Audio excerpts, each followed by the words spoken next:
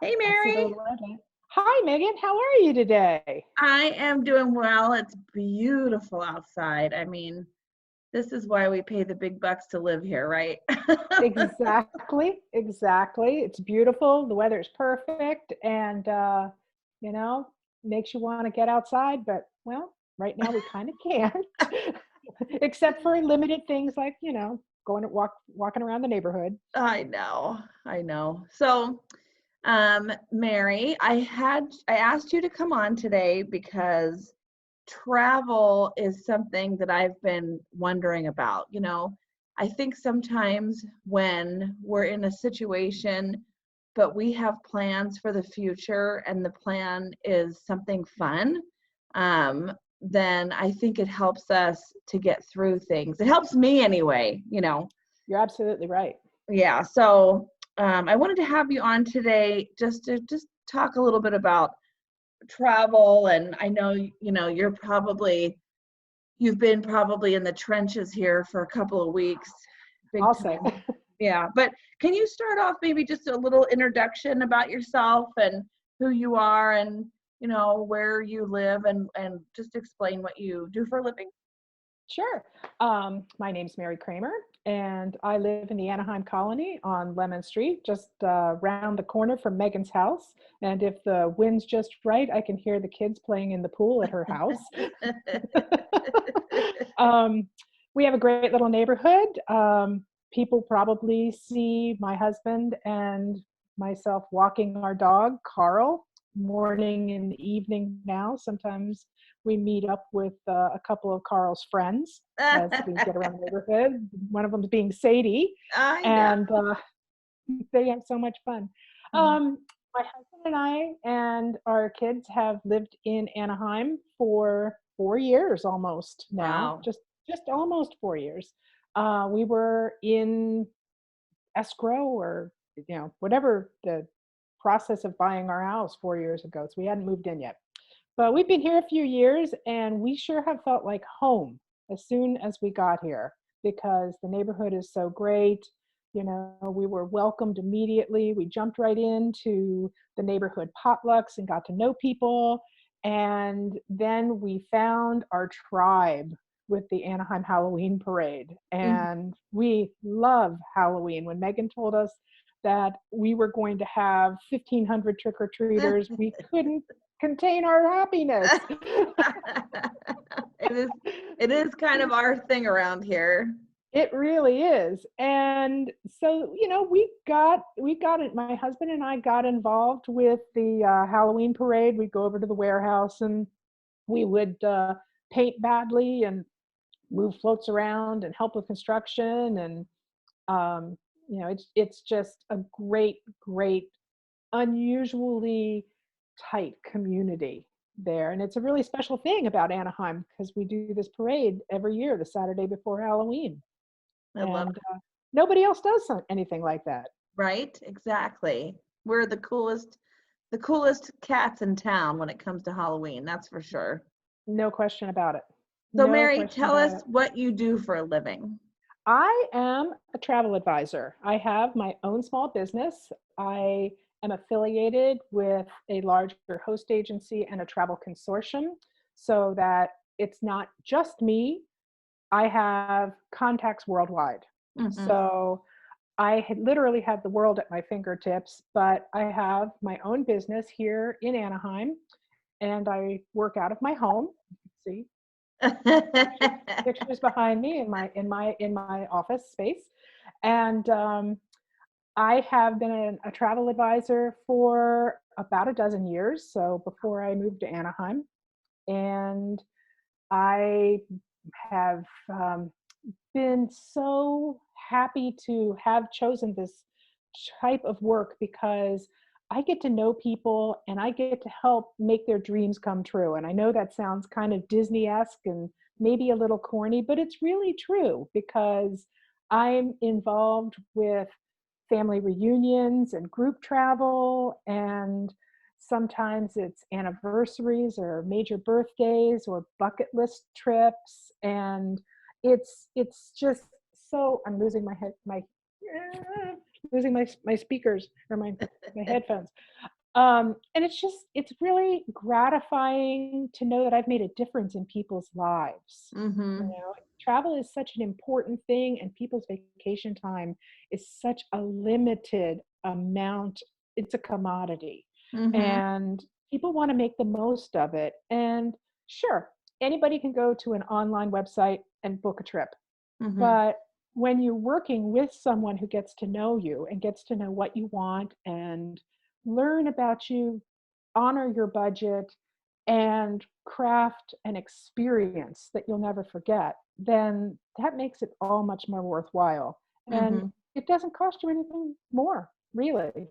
You know, you're describing your job, and your job sounds a lot like my job. Our jobs, we have Oh very my gosh, similar Mary, things. we're Yeah, like we have the same. We just, we are very parallel, I know because that is, yeah, because I know that you have helped us quite a few times with our trips, and I just felt like, you helped Tim and I with our 20th anniversary, and I still dream about that anniversary trip. It's like, mhm. how would I know what I, how would I really know like where to even begin? There's just so much, there's so much noise out there with travel and where to book things and I just don't do well with it. I get like analysis paralysis. So it's nice to talk to you and then you ask me questions about, what we would like the trip to look like and all that kind of stuff. And we just leave it in your very capable hands and we've never been disappointed. And my brother-in-law, for his birthday, we took a trip too, and you set that up, and that was a big group. And i mean is that really challenging, coordinating all these people? That just sounds like a nightmare to me. It's like putting together a puzzle.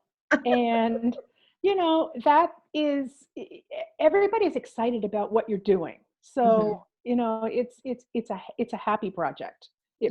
It really is. And you're putting together, you're building a dream. And now And you've traveled to a lot of the places that yeah. yeah, like you have firsthand experience. You've been there. Like, do you have any idea of like how many places you've traveled to? I don't know how to quantify that. Oh, I haven't kept track of all the countries I've been to. Mhm. That is one of the things that's a beautiful benefit about my job is I do travel fairly widely, but it's not necessarily vacation when I Right. travel for work. It is actually work because, Right. for the resort that you and Tim enjoyed for your anniversary, I had stayed there. So when we talked about it, I knew exactly where you needed to go. I Right. knew Which exactly the resort out of, the dozen or so that I had visited. I knew which one was right for you. that And was such an that's amazing thing. part of it. I Yeah, love that place I too. know. So like for your birthday last year, you visited how many spots and how many days? Like that was wild. I was following you on Facebook or Instagram because I know you have your business pages set up, and I was like, wow, she's like on the run. Oh my goodness, yeah. I was in the islands of Tahiti over my birthday, and you can't have a more magical place to, enjoy a birthday. But it just so happened that I was on Bora Bora for my birthday. I think that day of my birthday, I think we toured 6 resorts. Holy smokes. I mean, So there it were, I takes think, me 4 before days to breakfast, figure out where to get, before lunch. oh my gosh. Well, But good. it's important because as a travel advisor to be able to do that, you need to be able to go see a place. You make contacts with the managers. You Mhm. make relationships, and there's places that I can recommend based on what my clients' needs or wants are. Mhm. Some the one size doesn't necessarily fit all. Mhm. And some places are more famous than others. Some places have the big brand name recognition, but Right. other places may have a better vibe for what a client is looking for. And that's my job, to give them the right fit. I like that. And so, like you and I were talking while we were, passing on the street and when this whole thing went down, and so I think, now more than ever, it's really important to have somebody like you because you're also aware of all the cancellation policies and to keep people from, really losing their money. Yeah, Right? I mean, you have to probably really stay abreast of all that information. absolutely. Absolutely. And especially right now, it's the most challenging I've ever seen in the years I've been an advisor. And it's stabilized a little bit, but it's still fluid. But the Mm, first few weeks, vendors were almost changing policies daily. mm, And I would get up in the mornings and I would start my day with seeing what had been canceled and what the policies were for the vendors that I needed to coordinate with.